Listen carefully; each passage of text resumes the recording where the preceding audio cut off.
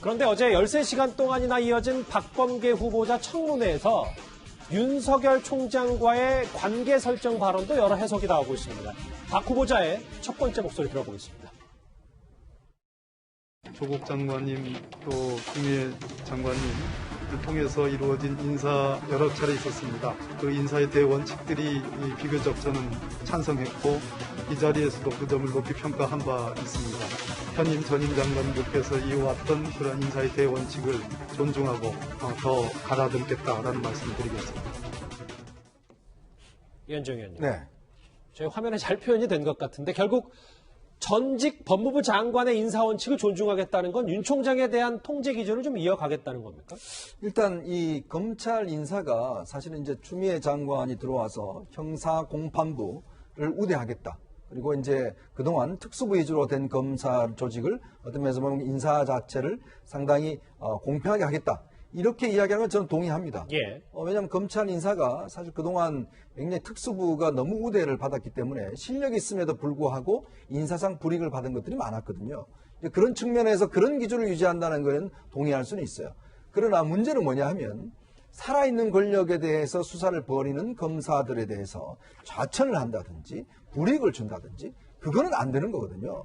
그냥 검사라는 게 결국은 그 직분에 따라 수사를 하는 것인데 문제는 이 지난번 추미애 장관도 마찬가지고 조국 장관도 마찬가지지만 살아있는 권력에 대해 수사하는 사람을 저 제주도로 저 지방으로 보내버리고 그러니까 공소 유지하기 위해서 공판하기 위해서 뭐 왕복 10시간을 지금 차를 타고 왔다 갔다 해야 되는 이런 상황이 벌어졌지 않습니까? 네. 근데 그런 것들을 인사를 유지한다고 하는 것은 저는 상당히 문제가 있다고 봅니다. 즉 박범계 장관이 검찰의 어떤 인사를 공평하게 하고 어떤 불이익이 없도록 하는 거 이거는 할 수는 있겠지만 문제는 이 되고 나서 권력 수사를 했던 검사들의 불이익을 주는 것들 이런 인사를 또 계속하겠다 이런 취지로 봐서는 이건 어떤 면에서 보면 앞으로 아마 추미애 장관에 이어서 어떤 제2의 추미애가 되는 게 아닌가 이런 우려가 예측이 야당에서 나오고 있는 거거든요.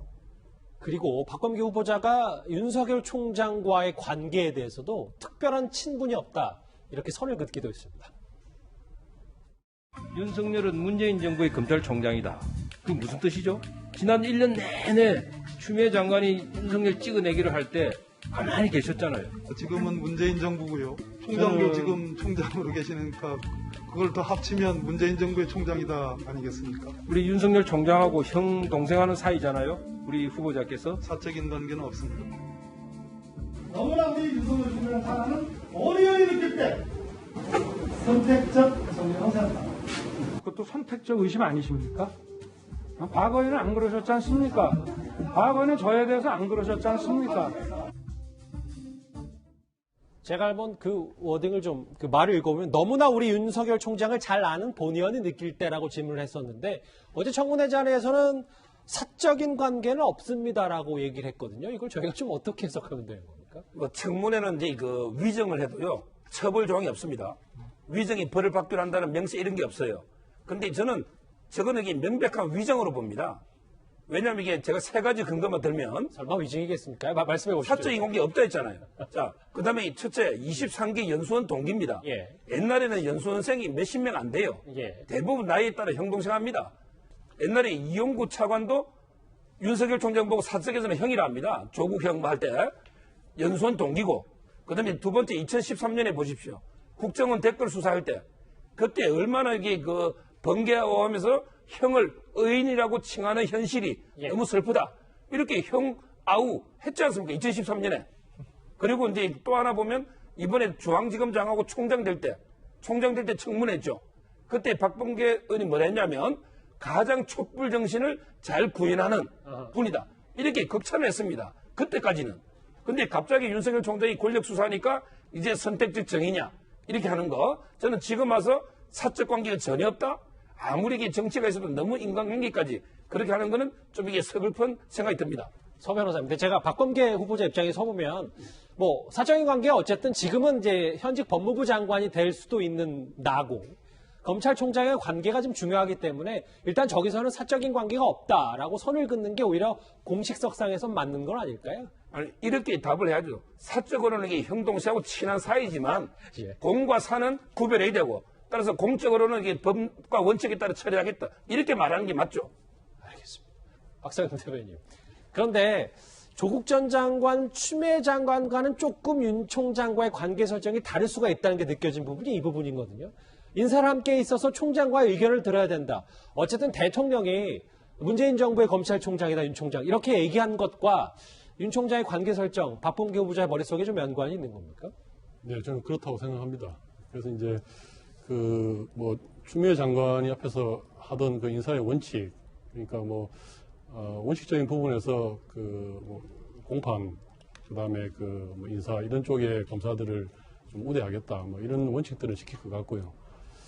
그다음에 이제 청문회장에서 말씀하셨지만은 문재인 정부의 마지막 법무부 장관 검찰 개혁을 마무리하는 마무리 투수로서 과거에 추 장관이 좀 돌직구를 던졌다 그러면 이제 본인을 좀 배나고도 더 던지겠다, 이런 같은 맥락이라고 생각을 합니다. 하고 그다음에 이제 또 혹시 인사에서 이제 이런 게 있죠.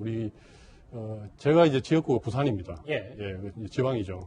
그래서 이제 참 이렇게 특히 좀 거북스러운 이야기가 지방으로 가면 그게 좌천이에요.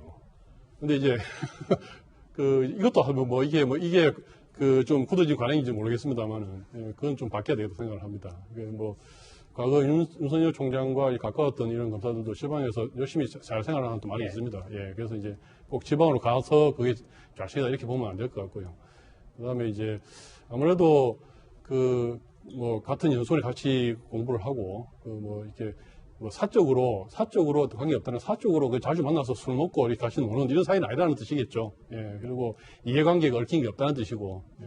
그런 의미에서 아까 선을 그은 것이지만 아마 업무 수행 과정에서는 윤 총장과 많은 협의를 하고 인사에서도 그렇게 하지 않을까 생각하고 있습니다. 박상현 대표님, 제가 말꼬리 잡자는 건 아닌데 예. 좌천이라는 게 꼭 지방으로 갔다기보다 수사 열심히 하고 있는 사람 여기서 빼내서 다른 곳으로 보내는 걸 좌천이다 표현해서 지방으로 간다 이렇게 표현한 건 아니에요?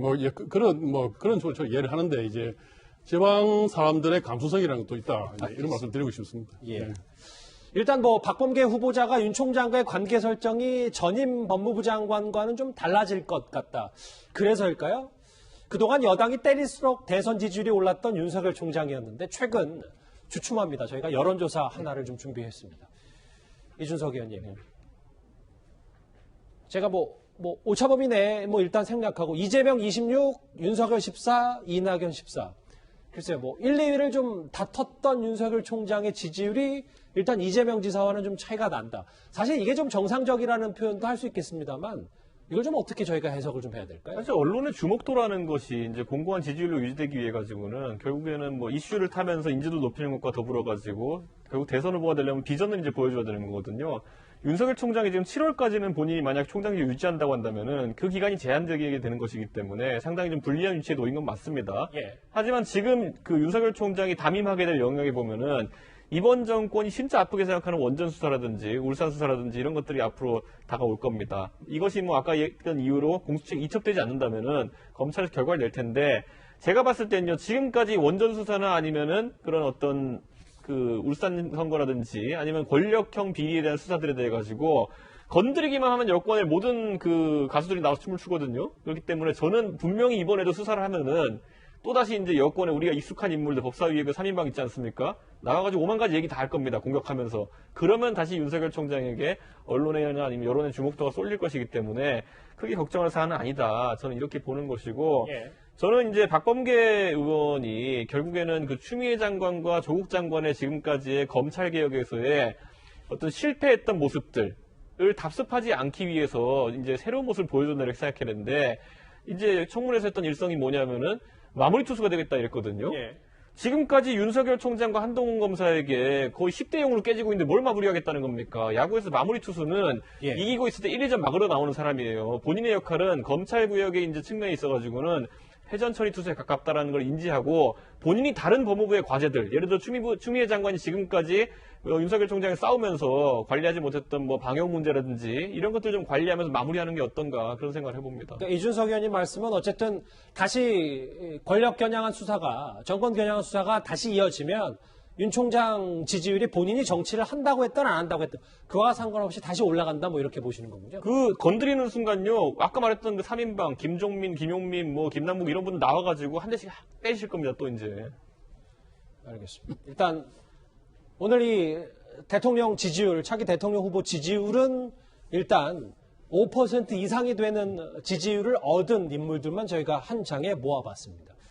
이 소식 윤석열 총장과 박범계 후보자의 관계 얘기는 여기까지입니다. 다음 주제, 그런데 현직 법무부 장관 얘기도 좀 해봐야 될 것 같습니다.